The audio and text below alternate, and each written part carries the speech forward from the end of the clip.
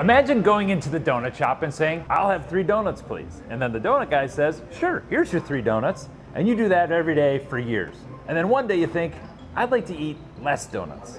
So you say, "2 donuts, please." And the shop owner says, "Sure, you can eat 2 donuts, but you still have to pay for 3.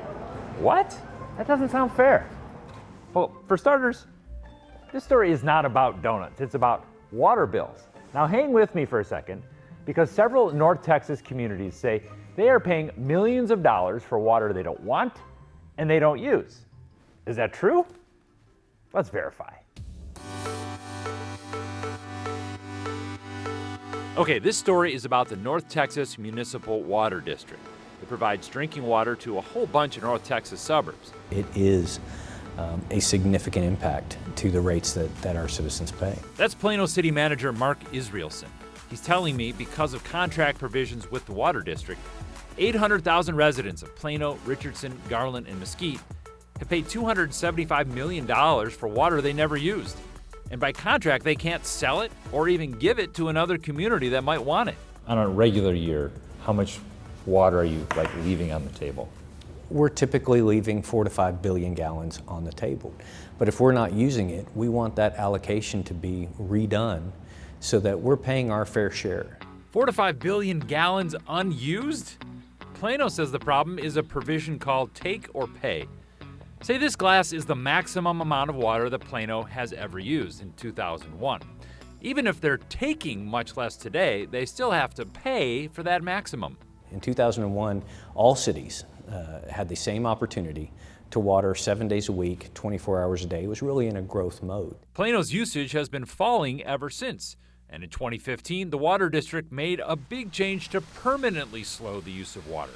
It asked all cities to enforce twice-a-week watering restrictions, not just during drought, but all the time. I think that our opportunity for water was cut significantly when you go from 7 days a week to twice a week. Because you could never essentially hit that number again if you can only water twice a week? Correct. The circumstances and the opportunity we had was cut significantly by going from 7 to 2. It's simple math.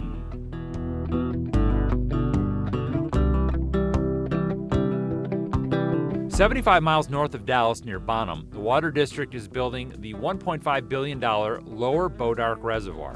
It will add capacity by flooding about 17,000 acres of land." Take and pay is an outdated methodology, and in this state, we need to do something better. That's environmentalist Rita Beving. And while the Water District generally gets high marks for its conservation, like twice-a-week watering, she says take-or-pay contracts discourage additional water conservation, particularly at a time when North Texas population is exploding. Why ask your residents to do anything when you're going to pay for a certain high capacity of water no matter what? You're going to pay for it anyway. Why ask the cities? Right. Why ask the residents for a little more pain? Right.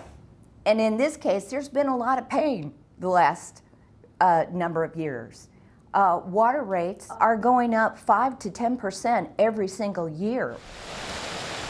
Between cost, the red tape of regulation, and environmental damage, building new reservoirs is incredibly challenging. Bodark is the first major new reservoir built in Texas in 30 years. Rita says whatever communities can do to avoid new reservoirs, they should do. Having a better, more efficient, structured water rate for cities is going to inspire all those cities to ask all their residents to adopt better and more conservation. Cities like Plano hate the take-or-pay contract and they want it changed, so they just pay for what they use. But there are 13 cities in this contract, and they would all have to unanimously approve any changes to it. The trouble with that is, unlike Plano, some cities like Frisco and McKinney are growing fast and generally need more water. If the contract changes and the Planos pay less, the residents of the Friscos and McKinneys would probably end up paying more. There's not much incentive to agree to that. The Water District declined to be interviewed for this story, but their general position is it built expensive infrastructure based on Plano's needs, and the way Plano pays for that is by buying the water. So are some North Texans paying millions of dollars for water they don't use? The answer is yes. Is it fair for cities like Plano to want to change the rules in the middle of the game? Maybe not. But a contract that doesn't take into account real-world water use and takes a unanimous vote to change it Well, that doesn't put all of us on the same page when it comes to water conservation.